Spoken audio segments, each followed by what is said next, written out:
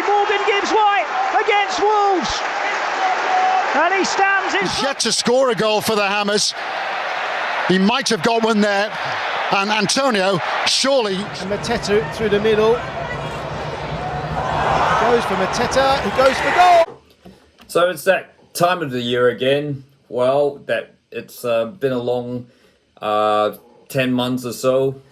And yeah, obviously it's time to look back on the Premier League season that's gone. And look, I guess, everyone's going to be, naming their team of the year. And it's going to feature the usual obvious candidates, like your Erling Haalands, Cole Palmer, Rodri, David Raya, Declan Rice, etc. But, the Premier League's more than, just meant the top, the big six, big seven, big eight. And there are a lot of players who've certainly caught the eye and, I think, deserve some recognition and certainly have played a vital part, in their teams, So, and if you'll see this list that I've got, you'd argue that maybe they've had an even bigger impact than, some of the players in the title-winning teams. Just because, without their goals, a certain team might not stay up, or that sort of thing. And so I thought, rather than just sticking with the usual boring Premier League team of 11, with all the obvious candidates, I thought I'll name a team, of players that, in my opinion, have caught the eye and deserve a bit of a shout. And then I also name my game of the season and goal of the season, which I guess that's from a quick glance, because there have been so many games, the season's so long, you just almost forget that, a certain goal happened. So here we go. So this is my this is my Premier League 11, and I am going to reiterate every time, this is not the obvious Premier League team 11, because that's been done so many times. This is my opinion. These 11 players deserve some, probably deserve a bit more, probably deserve a little shout out, because I think they've had some really, really huge contributions.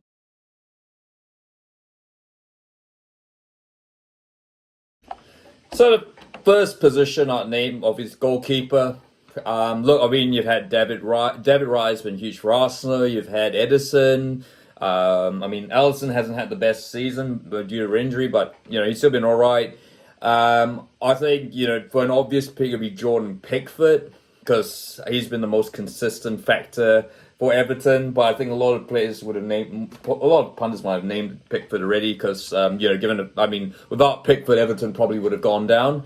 So I'm going to go with Bernd Leno of Fulham. He is with 10 clean sheets. Fulham, at no stage of the season that Fulham looked like they were ever going to get relegated. They were the classic middle, mid-table team. Too good, didn't lose enough to get into the relegation battle, but didn't win enough to stay in contention for Europe. They've had Leno's, since leaving Arsenal. Leno has been unlucky to leave Arsenal, I should say, but, since he's left Arsenal, go to Fulham, I think he's sort of really established himself. And I think, if it had been a lesser keeper at Fulham, I think Fulham would almost certainly have been dragged into the relegation battle. I don't think they've been relegated, but I think they would have been, I think there would have been a lot more nerves. So I think certainly a shout out to Bernd Leno, and fingers crossed, I think hopefully we'll get to see a bit more what he couldn't quite do at Arsenal.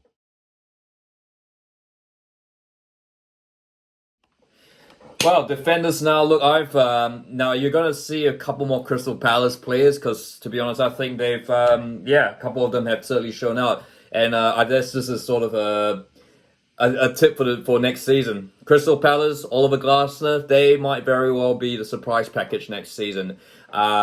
Because firstly, I guess you have left back Tyreek Mitchell, who could very well be a surprise bolter for the England squad for Euro 2024. He's Look, I mean, I've kind of showed him conceding an unlucky own goal there, but other than that, Tyrick Mitchell for Crystal Palace has been really, really solid. Look, Palace's problem hasn't really been conceding goals. It's more that they've just not been able to score enough, and that's kind of put pressure on the, when they push, and that's why they kind of got into that rut where they were going to almost be dragged down in the relegation battle. Glasner changed that, and I guess Mitchell, he's got a player who he could really mold and turn Palace into what he did at Eintracht Frankfurt. My centre backs.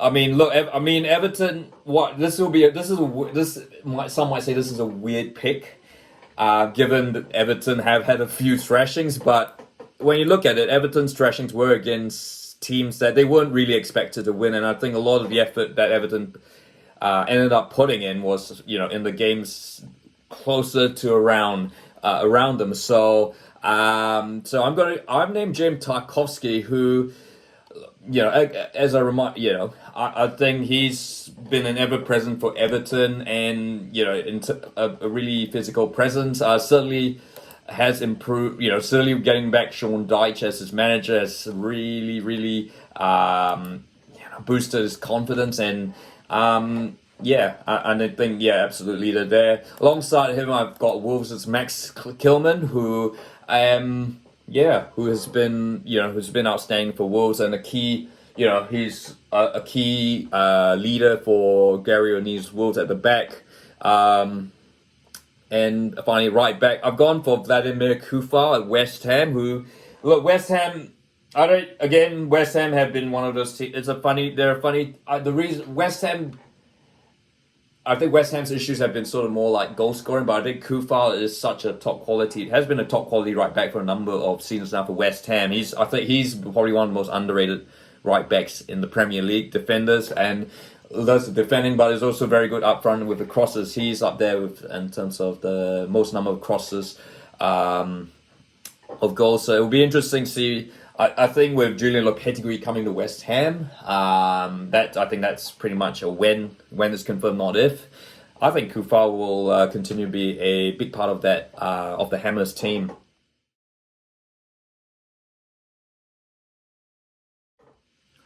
Midfielders, I've gone for 4 again. So yes, you can tell I'm going for a 4-4-2. I should have said at the start. Look. Ross Barkley, Ross Barkley had one of those Indian summer renaissance season. I can't really call it Indian summer. He's still pretty young. Even if he's not going to be in the England squad in the future. Ross Barkley, certainly Luton Town, needed that sort of creative player. They had a couple of they have a couple of good, hard-working players, but I think certainly Ross Barkley created that creative spark, and actually allowed players like Carlton Morris to flourish up front. I think if Barkley had, I think one of the best signings by Luton. He's not going to be there next season, obviously. He is certainly going to move on. I think the rumor is that Aston Villa might be looking to sign Ross Barkley, but certainly, I think if Luton hadn't signed Ross Barkley, they would not have been in this point. They wouldn't have gone into the state where they were. They were pretty much right there mathematically till the final game. Of course, so that's a big shout out to Barkley. Matthias Jensen at Brentford, the Danish central midfielder. Look, he's possibly one that could potentially move to one of the big 6, the top 6, 7 clubs, or 7, 8. It's pretty. Very whether there's a bit of Danish bias, but Jensen has been the key in keeping that this compact Brentford team going. Along attacking midfield, I'd have Morgan Gibbs-White, probably the best signing under the Manarakis era, in my opinion, alongside Chris Wood. Morgan, look, I think there was a lot of question marks. Why Gibbs-White moved across from Midlands rivals Wolves to Nottingham Forest. But he's shown why. I think under Forest he's really flourished. He's had a bigger role. don't know if he's going to be in England, going to be an international, but yeah, look, I mean, he's pushing there. He's still a really young player again, so and he's certainly going to be a huge part of Forest, whether if they stick with Nuno Espirito or someone else. And then, of course, finally, right midfield, Pablo Sarabia, who I think has been massive on that right-hand side for Wolves, and certainly been one of the players of this, one of the key players for Gary O'Neill's Wolves.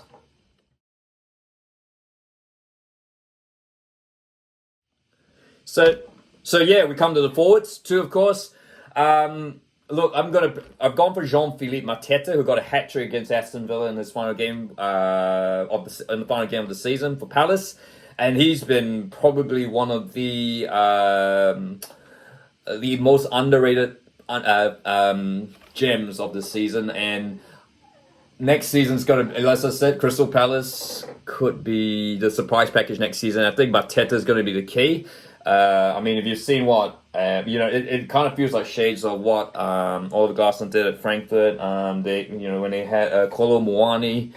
I mean, Mateta's ceiling is pretty, I think Mateta's ceiling could be pretty high, and I think there'll be a lot of coaches trying to look out for him. I mean, look, I know Crystal Palace have got plenty of other young attacking players like Eze and Michael Olise, but I think Mateta could be the one who really stands out. So yeah, look, Mateta is my one forward, and the other one is, I think, I'm not saying this as a New Zealand Kiwi. I'm not saying this for Kiwi buyers, and look, I acknowledge, Big Dom Solanke's done a great job at Bournemouth.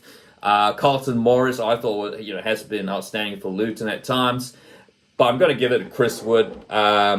Easily the most prolific scorer that New Zealand's ever had in any form. Look, his goals he scored some important goals for Nottingham Forest. Particularly those 2 goals against Burnley, which whilst they were safe, they had to win, and yeah, it just epitomised his contributions to the season. And yeah, so I think that's why I put Chris Wood up there as my other forward in my team of the season. Yes! Oh, yes! What a return! So just going to run through games and goals of the season, because I might put a bit of footage, but I'm going to sort of separate it out because in case the video gets blocked. At least the content stays. Game of the season. There's been a couple. I mean, Tottenham 1, Chelsea 4. You had that comeback by Wolves, Man United. I'm gonna go for Newcastle 4, Luton 4. I think just remember this game really well. This was a cracking game, and it just showed both attacking sides. And yeah, I mean, it's a credit to Luton's spirit, also Newcastle's spirit, because I mean they've had to battle injuries all season. So, and my goal of the season, look, I know, nice try, Mark Kudus, but it's got to be Alejandro Garnacho's against Everton. A truly outstanding effort, and a Semino Moon for a rising star. Look, I mean, after that, Garnacho's season kind of tailed off a bit, but yeah, that's a goal that he's gonna remember for the rest of his life. It's gonna feature on every single YouTube Premier League video for the rest of eternity. So those are my thoughts on the 2023-24 season. An exciting season. I think a pity it did tail off. I mean, certainly for Liverpool, it tailed off a bit earlier than we would have liked, and certainly kind of feels like a bit of the end of an era in some respects. And we saw the likes of Roy Hodgson leaving, you got Jurgen Klopp leaving. I mean, but yeah, look, I think certainly a lot but there's certainly, you saw Ange Postecoglou, Oliver Glasner, Mikel Arteta continues to go strength and strength. I mean, there's going to be question about Manchester United, who's going to, so they're certainly going to be possibly on the verge of a new era. I mean, yeah, it's been a close battle. I guess that ultimately sort of filtered through with the English club's performances towards the tail end of the European season. Looking at how Villa, Manchester City, Liverpool, Arsenal, they all looked, against the other teams in Europe. They just looked really tired. But yeah. Oh, I should mention, of course, David Moyes leaving West Ham. That's another end of an era. So yeah, so certainly been an excellent season, and fingers crossed we shall have to see. Probably Manchester City are going to be favourites again. Probably, and they'll aim for fifth title in a row. But yeah, or maybe Arsenal might finally do it. Maybe Arne Slot could suddenly magically turn Liverpool into this unbeatable team. We shall see. But certainly, look, it's good time to rest. And yeah, I'd like to hear your thoughts.